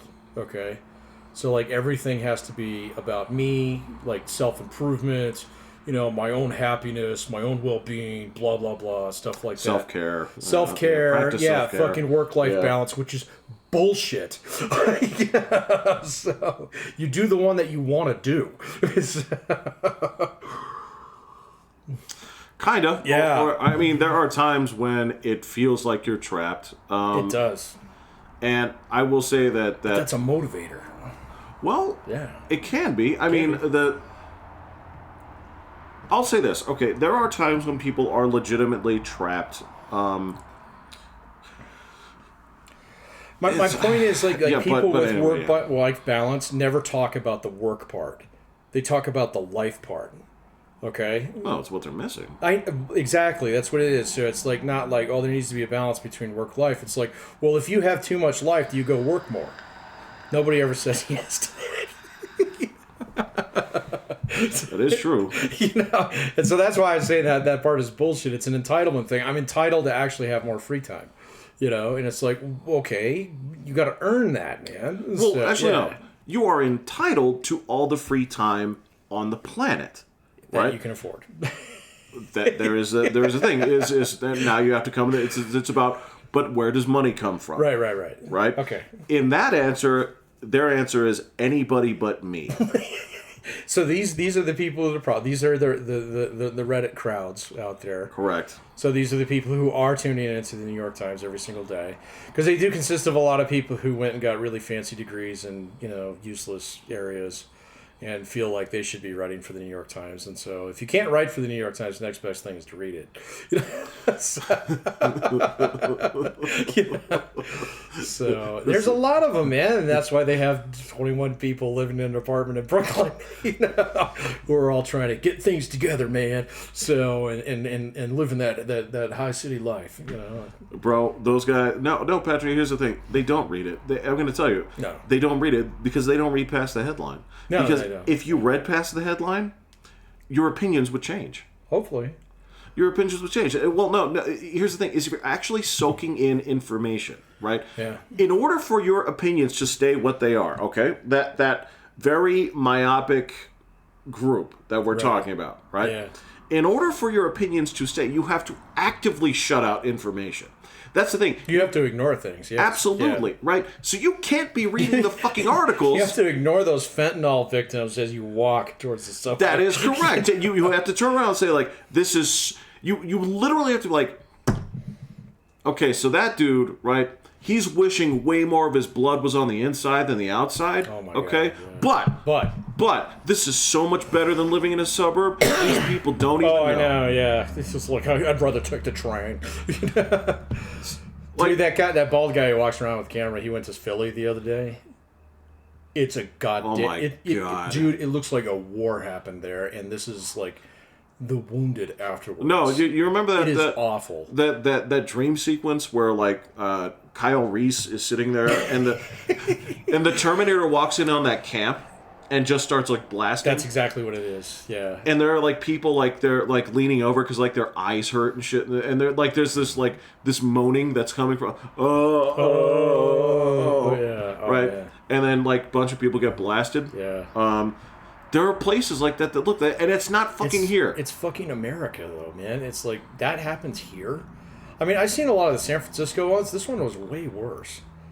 was just like, that's a much worse city than I thought, man. And Yes. you know, but then spent some time downtown. It looks fine. It was like, yeah, they cleaned this part up. You know, this is where the tourists come. You know, and then, Right. yeah, it was Right. just like, oh my god, man, this is terrible. But yeah, so you have to have some form of willful ignorance. You know, to actually look Absolutely. at something like that. And I mean, it's the same thing about talking. You go to the grocery store, the hamburger's like $6 a pound now. You know, you have to have some willful ignorance to not realize that that wasn't that way 3 years ago. Okay. Correct. So let's talk about why that is. Now, again, I think that's a much more complicated problem than Democrats in charge. Okay. But what I can tell you is it is not price gouging. It is not price gouging, so you got to take that off the table, you know. And now let's take a look at, you know, all right, so is this actually a problem? Is it something that we're adapting to? Is it something that is getting better, getting worse, something like that? No. It's fine. It's like, that's willful ignorance, you know, and you guys are perpetuating that by talking about joy. So you know. That's a definition of like right. of blissful ignorance. Yeah. Actually putting your face in the sand and saying like these are good vibes. Well, yeah, you're absolutely right. I mean, and the other part of this that's so, you know, frustrating here is you can't sell yourself as the intellectuals, thinking man's party when so much of what you've been doing here in the past really, look, okay. To me, all right, as soon as basically you got yourself in bed with the T part of the LGBT community, right, where you had to, the whole thing on there is based off of goalpost shifting, right? Mm-hmm. Completely, right? Where you're saying like, well, all other arguments against this are invalid, where a person says if they're this, they're this. I'm like, all other arguments are invalid? Like, Yeah. Well, that just goes with the mindset, man. And I understand that because the whole mindset is to protect, you know, protect this, protect that, protect whatever's most vulnerable or whatever whines the loudest. in theory, but Yeah, but that's the moral behind it. But when you put your sights on this and say, like, this is what we're doing, right? And saying that, again, same thing with COVID. It's like, mass sales, like, well, okay, so do they? It's like, well, maybe this much. It's the same. It's the exact same thing pathos, though, where man. you It's have protect. You know, so no, nobody should die from this terrible. And I mean, that's true. Okay, that is true. That is something you can morally plant your flag on and defend. So very, very well. All right. Now it has a lot of ramifications that become indefensible over time. But you know, like if you understand the guiding the first principle there, that makes perfect sense. So. Totally understand. Yeah. Was but it a good call? No. No, well, especially when they say, like, so these deaths, where do they come from? Well, actually, it turned out that a lot of this came from taking the most vulnerable people, cramming them together, right? Especially in, like, old folks' homes and stuff Yeah. Where you took the most vulnerable people, squished them together where the disease could pass around more easily, and basically have less exposure to air and stuff. I'm like, well... God, okay. Man, I'm glad that only happened in a couple states, man. So, yes. Yeah. Well, again, this is... They did not do that in Arizona. So... No, and frankly, they didn't really do it here. No, man, our guy deserves a lot of credit. This is... So I saw, like... So what Polis was saying at the convention, I'm like, no, this is not your best side, but... No, because... Hey, man, he's a party man at heart, too, man. He will rally for the Cowboys if they're in the Super Bowl, man. He does, but, like, you guys... I don't know what you guys are doing where you're thinking, like, your old man white dance is really what's like... This is the other thing is just like, all right, Polis, we've talked about this. He gets all the credit in the world from me, right? There are things right now, like, the shit that you're letting happen in, say, Mordor, right? Mordor. The Aurora. Well, he's not letting that happen. That's fucking Denver. So he basically told Denver, "You're on your fucking own, bro. All right, you're the guys. You're the idiots who passed the sanctuary city thing." So yeah, I would argue he's more closely associated with Denver than any other part of the city. Well, I'd agree. Yeah, So, but I mean, he's not in charge of Denver. Got it. Yeah. Got it. But yes, he does get all the credit in the world from being like an actual like scientist and saying like, we don't understand how this is still going. So here's my plan. Do this for 2 weeks, test. Right? If results say this, then we will close these things. If they say this, we will open up more of these things, which is the smart way to do anything. So he gets all the credit in the world for me, and I give that a lot of a special like weight, Because it was an incredibly impactful event, and you handled it with maturity and brains. I'm like, fucking, that's genius. Yeah. He's too smart to run for president. He knows that. So. Yep. And so yeah, that aspect, like, you get all the credit in the world. You look kind of like a dweeb, but that's okay. He does, man. But he's an interesting guy. I've been in a room with him. Yeah. He's a guy. He's just a likable guy. He's a really likable guy. He's friendly. So, and I mean, he just, he's one of those guys who just fills a room. So when he's in it, he's a different kind of dude. I've also met Michael Bennett. He's completely the opposite. So he'd be like, yeah, who are you? Yeah. So, it's got a V in it. It's 50. I don't know. He wasn't that bad, man. But, he was also like, oh, that's that guy. Got it, Right. So, it's a little bit different. But, yeah, no, Polis was doing the rah-rah party thing. I give him credit for the COVID thing because he was the guy who realized, he was like, wait a minute, nobody's making any fucking money. So he's like, this is a problem, okay? He's like, this whole state depends on tourism. And so when it doesn't depend on tourism, it depends on the locals to actually keep the bars and restaurants and shops and shit like that open. And it's bullshit that King Soopers is open, but this place is closed. And he's the guy who ended that. Right. So he's like, well, no, that's bullshit. So, he's like, if Walmart can be open, you guys can be open. Everybody's like, oh, cool. So that took him a little longer to come around on things like gyms and stuff. Yeah. But he did. So he did way before a lot of other states did. Oh, yeah. So there you go, man. And some people are still tied in with that rule of terror from like fucking Gretchen Whitmer from Michigan is still, I don't know what aristocracy she thinks she's running, but there's this I don't know, man. She's got this whole she definitely got that Count Dracula medal. She does, and if you go on her. If you look in the yearbook for her face and there's a quote, her whole thing would be like, "How dare you?" Right? Because the Did you post that? No. It's just like anything that comes across that's defiant to her. She's got this dumbfounded look. It's like, "How dare you?" How dare you? That's pretty accurate. That's funny. And I don't know how Michigan is still supporting that, but yeah, it's wacky. My understanding is that Michigan is a very, very divided state. So is it? It really is. There's a couple blue bastions, and the rest of it is very, very not. So but I mean, it's a big. So there's a lot of there's a lot of college stuff in there. So those are blue areas, and then there's Detroit. And then there's everything else. So, and so it's very kind of like Colorado's a little bit more purple across the board. So there's some parts of Colorado you can go to, like Denver, but not that many people live in Denver. Okay? Right. So, when you're talking about people who live in Denver proper, literally, if you do the loop on the interstate there, you're circling around the part that is actually Denver. That is true, yeah. And what happens is that's where you get all the people who work in the cash register building downtown and stuff like that. The people who spend all their time at Lodo or whatever the fuck it is. So, smoking, freaking gourmet weed. And and drinking their fucking IPAs that taste like dishwashing soap, So, of course, that's a really blue part of the state. And then I spent a lot of time in Boulder. I mean, you can tell when you step foot in the People's Republic of. Yeah. Because it's different. It's like, oh, everything's got an umbrella, and we have window shades here. Yeah. So, got it. And, oh, look at that. There's, art on the corners and stuff. And we're kind of getting there, but not near like that. But... And you go just about anywhere else in the state, and it's pretty fucking purple. With the exception of, out east. You go out east, it's definitely Kansas, okay? So, but if you go down to Durango, you can't tell what people's politics are. If you go out to Grand Junction, you can't tell. If you're down in Pueblo, you can't tell, but most of them have bumper stickers that let you know. So, and likewise, if you're driving around in Aurora, you can't fucking tell. But if you're on the 16th Street Mall, you can tell. You can tell.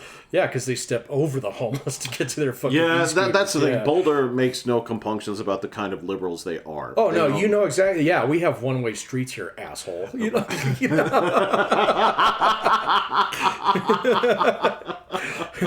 It's like that bike lane is important. I'm sorry, I pronounced it wrong. Important. So you can tell, man. So you can tell, but the rest of the state, you can't really tell. You know. I agree. I agree, and you know, some of that is some of that it has to do with, like, yes, you have places like San Francisco and stuff like this where your Overton window is stretched so far left where you know you can still be in the middle left and come across as right. Yeah, You know? sure. But I don't think Colorado's that same way. We have a reputation for it. Evidently, around the nation, Colorado is seen as just like California Junior. It kind of is, yeah, and that's because it is kind of California Junior, but there's a different streak here that's not the same as California. So it's like, we've been hearing this from kids, all fucking people from Texas and California, you know. People used to say that like 20 years ago. They still say it, man. So it's completely different. And, you know, but the state's not as blue as people think it is. I think it's going to go blue. I think it's going to go blue this fall. I think it will. A couple of weeks ago, I was thinking that maybe, like, right after the shooting and when Joe Biden was still in, I was thinking there might be a chance that we'd actually flip red, but I don't think so. And we don't have any senators on the ballot this year, so I just don't think that many red team people are going to show up. So I don't. You know, I mean, yeah, and I don't think a lot of people are going to be campaigning here. So I mean, nobody's going to be. Jeff, I think it's a. This is like the year where I've gotten the fewest number of texts. I still get a couple a week, you know, but that's just because I'm kind of neck deep in some of this shit. So, and up until 2020, I was still registered as a Democrat. So you know, in fact, I caucused that year before COVID. So, but. It's the only time I've ever done that. So, but then, you know, like, the rest of it is just, like, completely tame. So, like, back in 2008, 2012, you get just pounded with shit. So, you know. But now it's mail, lots of mail. And I've gotten almost no... Like, I have the red subscription on YouTube. I have no idea who the fuck is running the local races. So I turned off my YouTube TV, so I haven't been watching local TV. I kind of miss it, but not that much. I can get the weather on the website. Right. You know? So, so I have no idea who's running the local races and stuff like that. You know, I don't know what's on the ballot. I haven't got my blue book yet. So, no, me neither. Yeah. Me neither. But, when it comes to... You used to be deluge with this stuff, but truth be told, like, fucking... Service Street campaign's way harder than any Democrat or Republican in this state. I got beef with those guys. I know talk about that. Yeah. So I got beef with those guys, man. So they are sending out coupons and stuff like that. That's 90% of my. Yeah. Well, Patrick, the product or the service should sell itself. Right. Especially if it's called Service Street. Yeah. And I would argue for a time it did, but I would say that maybe there was a change. I don't know. I'm not going to go put on my investigative journalism fucking blazer and go... Your galoshes. I'm not going to put on that, that fucking hat that says, like, press on it, and go down there and figure it out. But yeah, that's the thing. I have not seen any of that push.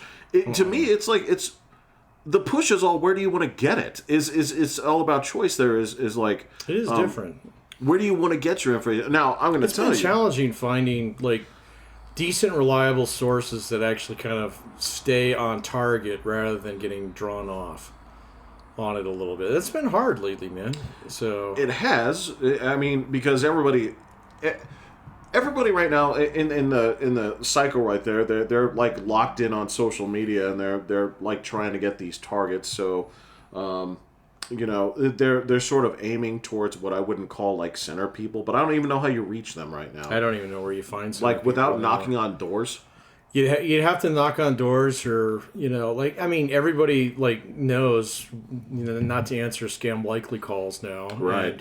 Right. Now because they've been spoofing numbers so much that, if it's a number that you don't recognize, you don't answer it. Right. So, and then pollsters aren't allowed to leave messages. So, so you don't get that way. Email just instantaneously goes to spam because Google is front running for this shit now. So, yeah. I don't like that, man. So, It's kind of like going back to Edge here just because I'm sick of Google trying to get up in my ass about everything lately. So, just use this drive, use that, do you want to sign up for this? Do you want to pair this device? It's like, shut the fuck, stop. So, leave me alone.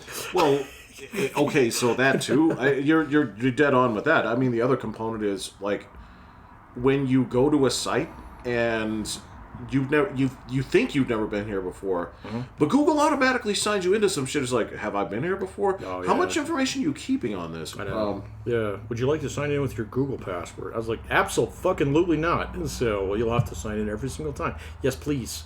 It's like, are you sure? Yes. So we'll remind you later. It's like, no, come on, man. There should be some component where it's like, if you do, I'll sue you. Right, yeah. Point me to the button where I sue your ass. I wish. I mean, that Disney case. Did you see that one? The because that dude signed up for Disney. Oh yeah, I did see Jesus that. Christ. There's no way that one's gonna last. They dropped it. Oh, they okay, dropped good. it. They dropped All it like 3 days ago. Yeah, that was like everybody saw that one. It was like, wait a minute. I signed up for the free thing, and now I can't like fucking sue you because you killed my wife. You know. Right. Well, it said you have to go to arbitration, and it's like. I know. See, that's funny, and that's just like, that's a real simple legal rule that you just kind of need to remember is you can't waive away your own liability. So you really can't. So you can try, okay? So, but it's kind of like, don't get caught doing that. So 9 times out of 10, it's just like, well, you signed this, and so you got to go to arbitration. People are like, well, what do I get if I don't? Well, we sue you. Oh, God, okay, yeah, I'll go to arbitration. So, but, you know, in a lot of those cases, you cannot waive your own liability.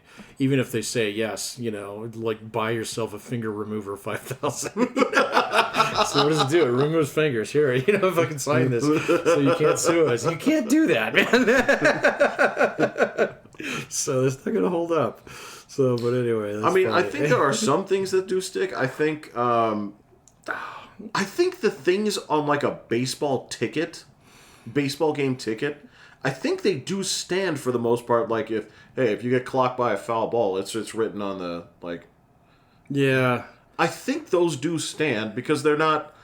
There's precedents and things like that, so I'm sure it stands to a certain extent. But like. If you had a foul ball go into a stand and fucking brain like 50 people, you would, that would not get you off the hook. So, you know. Well, the thing would be, did you have the safety? Anything that would hit 50 people, right? Right. We're talking about this would be like a fucking hockey game with no glass, right? Right. Yeah. Exactly. So, like, yeah, if the ball goes through the safety net. Okay, yeah, that's not going to hold up. They're going to look for faulty stuff, and if there is, it's your ass. But then, because that's negligence there. Yep. So yeah, yep. you can't waive that. You can't waive your own negligence either. So, right? Yeah, you know. And you know what that means? Just do a good job. Make sure your shit is in order. Yeah. Like, stop fucking cutting corners. Go in there and inspect your shit, man. I know this seems ridiculous, but fuck it. What am I supposed to do? I'm sitting there watching the same. Okay, the last thing I got to bring up here. Your Telegram guy. Oh, he got nabbed today. What the fuck? I don't know. I don't know anything about the story. I didn't even know the guy was Russian. So there we go. Yeah, I didn't know he was half Russian, half French, and they nabbed him today. And I saw that, not on Telegram, so because I had to take a little break there, man. So come a little bit too indifferent. A little bit too much indifference to the sight of bright fucking red blood fountaining out of a dude who just got harpooned by shrapnel. So yeah, in Russia, I'm Ukraine. Glad, I'm glad most of these do not have sound. So no, most of them do not have sound, and those that do is just because I don't want to hear people. Yeah, am I leaving? I gotta follow this one because what I was reading on this here, it was about basically like negligence in controlling what came inside on social media. I'm like, you guys are fucked. Oh well, I mean Telegram. Like the thing about it is that any VPN in the world can get to Telegram because it's based in the Bahamas. So, I mean, it's always going to be there. You do have to be a little bit of a psychopath to wander into that. Or it can be the only alternative that you have. So, like, Russia actually did pull the plug on YouTube early the other day. So, and, a lot of other Western social media can't make it into Russia anymore or out. So, yeah, and they just lifted a shitload of assets from one of our tech companies. I can't remember which one it was. So, Pick one. I know, but yeah, still. Throw them in a hat. Yeah, so, it's just becoming a little bit more fractured out there, and Telegram is one of the few places that's still like the fucking, Craigslist of information out there, You get what you get. It has you get a purpose, what you get, man. It does have its purpose, but, and you're going to get a lot of propaganda on it real quick, all right? But, they actually post the pictures. They do. It's kind of like... They post the vids, so if you really want to see it, you can go find it. So. There was this... you might remember this, because I used to read the novels all the time, but in the Sherlock Holmes books, right... When Holmes was out of Leeds, there was this gang of street toughs that he would turn to. I don't remember what they were called. Yeah, it was like the Baker Street Boys, something like that. Yeah, you're right. So when he was totally shit out of luck, he'd go out there and be like, "Have any of you fucking thugs heard anything?" And that's what Telegram is. Yeah. So guys, I'm out of Leeds. Can you show me a video of exactly what happened to those bridges in Ukraine? They're like, yeah, we can show you multiple angles. Do you want to see all the bodies on the one too? Because, if you recall, way back in the day, if you go to go to the early 90s, right? Early 90s, mid 90s, just as the internet's taken off. Back in the day, if you wanted to see the Cobain suicide photos and stuff like that, you could find them. You could find them because cops took pictures of them, right? That was the thing. And so people would leak that. It's that same kind of thing where, you'll find people, that's how they used to get it. That's how you, all that, footage, the war footage, all this stuff, is people caught this, and then it would eventually get, leaked out. And this is, the same thing. Oh, yeah. Why does this person have this, footage? It's well, so this guy works with here. This is a Ukrainian thing that's not supposed to get out, but it is, Oh, and they don't even bother, censoring that shit when they upload it. No, sometimes... And the Russians, too. So, although the Russians now, Putin said, yeah, guys, put all the phones away. So, but they're not doing it. So, Right. Yeah. And then they're it's like the land of a million hackers too. And so, you can find security camera footage that's been leaked from Russian bases where they show fucking HIMARS landing on a fucking Su-25, and it just explodes into a million pieces, and it's that's not CGI. Those guys are actually dead. Well, yeah. On top of that, you can look at it and say, I remember a time when shit like this would never have gotten out. Or you'd have to really know what you're doing in order to find it. Yeah. Yes. So, and we all pine for those early days where you just had to know the right board to go to, and you could find it. So, and now it's just you got to go to the right channel to find that. And so we'll see. I don't know how much the CEO of Telegram actually owns Telegram, so I have no idea. I don't think it's a Zuckerberg type thing. I don't know. That could be trouble, but it's a little bit scary. But yeah, that's okay, kids. You don't belong on Telegram anyway. I did see a video of Ukrainian guys capturing a shit ton of Russian soldiers. Yeah. In that Kursk area. Yeah, the ones that they don't kill. So. Well, look, I'm not saying they didn't walk them off camera and No, the ones. So I saw one last week where they ambushed a convoy, and then you can see a couple of the guys surrender and they pop them. So and then the rest of the guys stand up and they're like, okay, cars coming, time out. Yeah, all right, you guys are captured. No, that's fine. That's fine. But once you cross that point, and then the Americans go, what? I watched for supper. Yeah.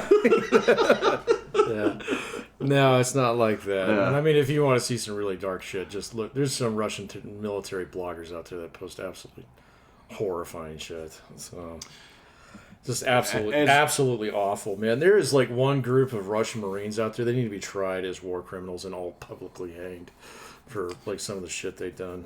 So it's terrible. It's cartel level shit. I mean, it's okay. It's not quite that bad, but yeah, it's getting there.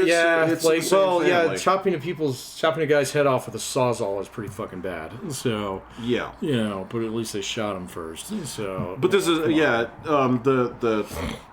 the thing is, like, the way that you feel about getting desensitized to watching it, they've gotten desensitized to doing it. Yeah, you're right. Yeah. And that's the problem. One of these is like 2 therapy sessions, and the other one is like a lifetime of therapy and medication. Yeah, and your kids are never going to like you when they see that video. So maybe they shouldn't. No, but it's on Telegram, so they will. That's my dad. That's my dad. All right. My dad's a war criminal. All right. Okay, there we go. All right, fuck this. I'm Pat. I'm Jeffrey. We're out of here.